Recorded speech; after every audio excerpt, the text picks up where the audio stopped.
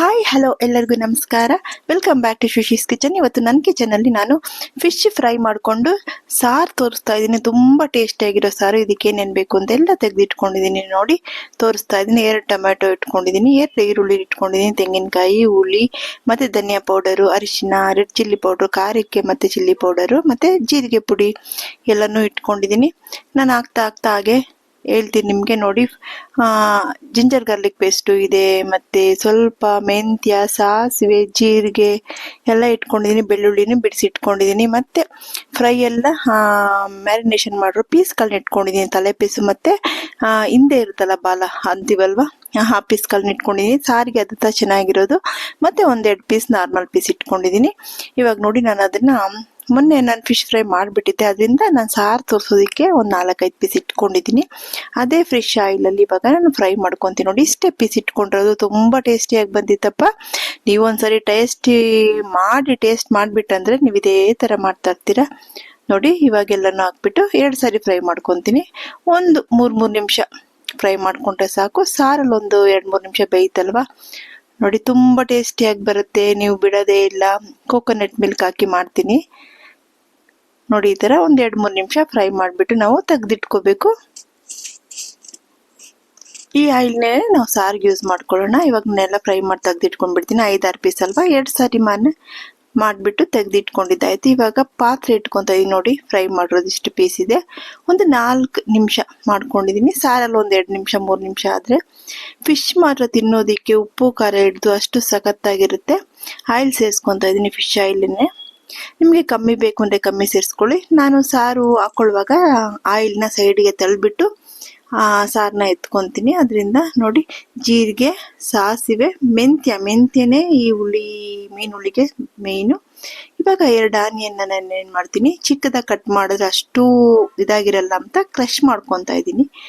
ಒಂದು 3 green chillies ಮತ್ತು ಕರಿಬೇವಿನ ಸೊಪ್ಪು ಹಾಕ್ಬಿಟ್ಟು ಒಂದು 10-12 ಎಸಳು ಬೆಳ್ಳುಳ್ಳಿ ಸೇರಿಸ್ಕೊತಾ ಇದ್ದೀನಿ.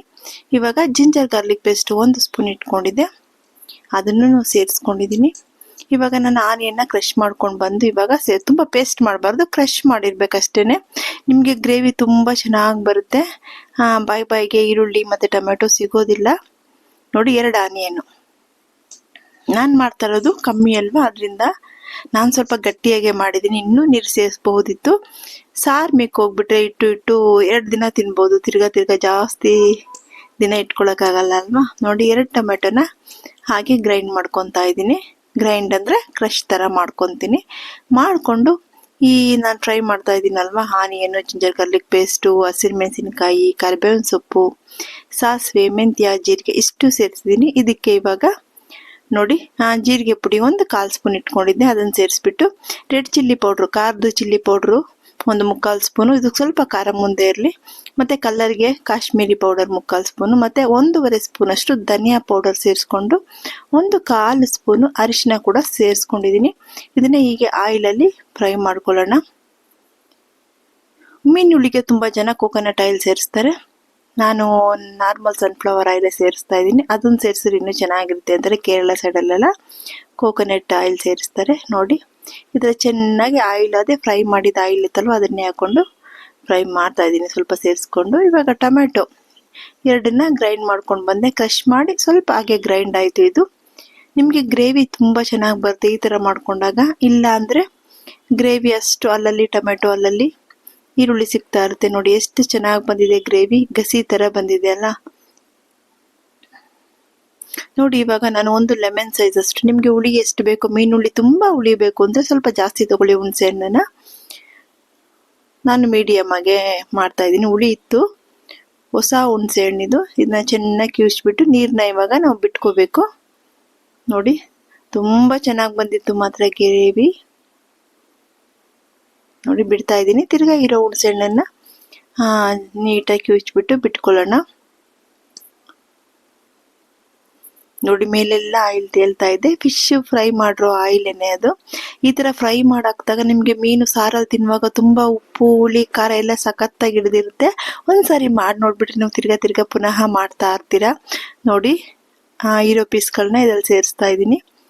ನಾನು ಆಲ್ರೆಡಿ ಫಿಶ್ ಫ್ರೈ ಎಲ್ಲ ಮಾಡಿದ್ದೆ, ಅದನ್ನ ವಿಡಿಯೋ ನಾನು ಪೋಸ್ಟ್ ಮಾಡಿಲ್ಲ. ಬಿರಿಯಾನಿ ಮಾಡಿದಾಗ ಮಾಡಿದ್ದೆ.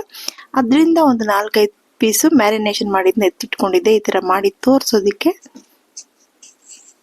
ಈ ಥರ ಮಾಡಿದಾಗ ನಿಮಗೆ ನಾರ್ಮಲ್ ಬರೀ ಫಿಶ್ಗಳನ್ನ ಹಾಕ್ಬಿಟ್ಟು ಮಾಡೋ ಸಾರಿಗಿನ್ನ ಇದು ತುಂಬ ಟೇಸ್ಟಿಯಾಗಿ ಬರುತ್ತೆ ನೋಡಿ. ಈ ಥರ ಮಾಡಿಬಿಟ್ಟು ಒಂದು 3ರಿಂದ 4 ನಿಮಿಷ ನೀವು ಕುದಿಸ್ಕೊಂಡ್ರೆ ಸಾಕು. ಆಲ್ರೆಡಿ ಆಯಿಲಲ್ಲಿ ಫಿಶ್ ಬೆಂದಿದೆ ಅಲ್ವಾ, ಅದರಿಂದ ಸ್ವಲ್ಪ ಹುಳಿ ಕುದ್ದಿದ್ಮೇಲೆ ಇದನ್ನು ಸೇರಿಸಿದ್ದೀನಿ. ಹುಳಿ ಬೆಂದಿದ್ದಾಯಿತು, ಅದ್ರ ಮೇಲೆ ಫಿಶ್ ಸೇರಿಸ್ಬಿಟ್ಟು ಸಾಲ್ಟನ್ನು ಸೇರಿಸ್ಬಿಟ್ಟು ಕುದಿಸ್ತಾ ಇದ್ದೀನಿ ನೋಡಿ. ತುಂಬ ಚೆನ್ನಾಗಿ ಬಂದಿದೆ. ಮೀನು ಮಾತ್ರ ತಿನ್ನೋದಕ್ಕೆ ಸಖತ್ತಾಗಿರುತ್ತೆ. ನೀವು ಯಾವ ಫಿಶ್ ತಗೊಂತೀರೋ ತಗೊಂಡು ಮಾಡಿ. ಆದರೆ ತಲೆ ಪೀಸ್ಗಳನ್ನೆಲ್ಲ ನಾವು ಫ್ರೈ ಮಾಡಿದ್ರೆ ಅಷ್ಟು ಚೆನ್ನಾಗಿರಲ್ಲ, ಸಾರ್ಗೆ ಹಾಕಿದ್ರೆ ಚೆನ್ನಾಗಿರೋದು. ಆ ತಲೆ ಪೀಸ್ ಜೊತೆಯಲ್ಲಿ ನಾವು ಇನ್ನೂ ಒಂದು 4-5 ಪೀಸು ಈ ಥರ ಸೇರಿಸ್ಕೊಂಡು ಮಾಡಿದಾಗ ತುಂಬ ಚೆನ್ನಾಗಿ ಬರುತ್ತೆ. ನಾನು ಕಮ್ಮಿ ಪೀಸಿಂದನೇ ಮಾಡ್ತಾ ಇದ್ದೀನಿ ನೋಡಿ. ಇವಾಗ ಕೋಕೋನಟ್ ಮಿಲ್ಕ್ ತೆಗೆದಿಟ್ಕೊಂಡಿದ್ದೆ, ಫಿಲ್ಟರ್ ಮಾಡಿ ಇಟ್ಕೊಂಡಿದ್ದೆ, ಅದನ್ನು ಸೇರಿಸ್ತಾ ಇದ್ದೀನಿ. ನೀವು ಇಷ್ಟಕ್ಕೆ ಕ್ಲೋಸ್ ಮಾಡಿಕೊಂಡ್ರೆ ಮೀನು ಸಾರು ರೆಡಿ ಆಗುತ್ತೆ. ಇದು ಇನ್ನೂ ಟೇಸ್ಟ್ ಬರಬೇಕು ಅಂದರೆ ಈ ಥರ ಕೋಕೋನಟ್ ಮಿಲ್ಕ್ನ ಸೇರಿಸಿದಾಗ ನಿಮಗೆ ತುಂಬ ಟೇಸ್ಟಿಯಾಗಿ ಬರುತ್ತೆ ಸಾರು. ತಿಂತಾ ಇದ್ರೆ ಇನ್ನೂ ಸ್ವಲ್ಪ ಒಂದು ಸೌಟ್ ಹಾಕೊಂಡ್ರೆ ಸಾಕು, ಅಷ್ಟು ಸಖತ್ತಾಗಿರುತ್ತೆ. ಇನ್ನೂ ತಿನ್ನಬೇಕು ಅನಿಸುತ್ತೆ ನೋಡಿ. ತುಂಬ ಚೆನ್ನಾಗಿ ಬಂದಿದೆ. ಇವಾಗ ಕೊತ್ತಂಬರಿ ಸೊಪ್ಪನ್ನ ಮೇಲೆ ಸ್ವಲ್ಪ ಹಾಕ್ಬಿಟ್ಟು ಕರ್ಬೇವಿನ ಸೊಪ್ಪನ್ನು ಹಾಕ್ಬಿಟ್ಟು ನಾನು ತೋರಿಸ್ತಾ ಇದ್ದೀನಿ. ಕೋಕೋನಟ್ ಮಿಲ್ಕ್ ಹಾಕಿದ್ಮೇಲೆ ಒಂದು 2 ನಿಮಿಷ ಕುದಿಸ್ಬೇಕು, ಅಷ್ಟೇ, ಜಾಸ್ತಿ ಕುದಿಸ್ಬಾರ್ದು ನೋಡಿ. ಮೀನು ಸಾರು ರೆಡಿಯಾಗಿದೆ. ಇದನ್ನು ಇವಾಗ ನಾನು ಬೌಲ್ಗೆ ಡಿಶ್ ಔಟ್ ಮಾಡಿ ತೋರಿಸ್ತೀನಿ. ಬಿಸಿ ಬಿಸಿ ಅನ್ನದ ಜೊತೆಗೆ ಸ್ಟೀಮ್ ರೈಸ್ ಜೊತೆಗೆ ತಿಂದರೆ ತುಂಬ ಸಖತ್ತಾಗಿರುತ್ತೆ. ಇಡ್ಲಿ ಕೂಡ ಚೆನ್ನಾಗಿರುತ್ತೆ. ಏನೇ ಅದನ್ನು ರೈಸ್ ಜೊತೆ ತಿನ್ನುವಾಗ ತುಂಬ ಸಖತ್ತಾಗಿರುತ್ತೆ. ಮೀನು ಮಾತ್ರ ಅಲ್ಟಿಮೇಟ್ ಆಗಿರುತ್ತೆ. ನೀವು ಮಾಡಿ ನೋಡಿಪ್ಪ, ಮಾಡಿ ನೋಡ್ಬಿಟ್ಟು ಹೇಗೆ ಬಂತು ಅಂತ ನನಗೆ ಕಮೆಂಟ್ ಸೆಕ್ಷನಲ್ಲಿ ತಿಳಿಸಿಪ್ಪ. ನನ್ನ ಚಾನಲ್ನ ಯಾರ್ಯಾರು ನೋಡ್ತಾ ಇದ್ದೀರೋ ಸಬ್ಸ್ಕ್ರೈಬ್ ಮಾಡಿ ನೋಡಿಪ್ಪ, ಪ್ಲೀಸ್ ಸಪೋರ್ಟ್ ಮಾಡಿ, ಲೈಕ್ ಮಾಡಿ ಆಯಿತಾ. ನೋಡಿ ಎಷ್ಟು ಚೆನ್ನಾಗಿ ಬಂದಿದೆ ಗ್ರೇವಿ. ನಾನು ಒಂದು ಸೆಮಿಯಾಗೆ ಬಿಟ್ಬಿಟ್ಟೆ, ತುಂಬ ನೀರು ಮಾಡಲಿಲ್ಲ. ನಿಮ್ಗೆ ಏನಾದ್ರು ಇನ್ನೂ ಸ್ವಲ್ಪ ನೀರು ಬೇಕು ಅಂದರೆ ನೀರು ಸೇರಿಸ್ಕೋಬೋದು. ನಂದು ಗಟ್ಟಿಯಾಗೇ ಇದೆ, ನೀರು ಇಲ್ಲ ಮತ್ತು ಗಟ್ಟಿನೂ ಇಲ್ಲ, ಆ ಹಂತದಲ್ಲಿದೆ. ನನ್ನ ಚಾನಲ್ನ ಸಪೋರ್ಟ್ ಮಾಡಿ, ಲೈಕ್ ಮಾಡಿ. Thank you.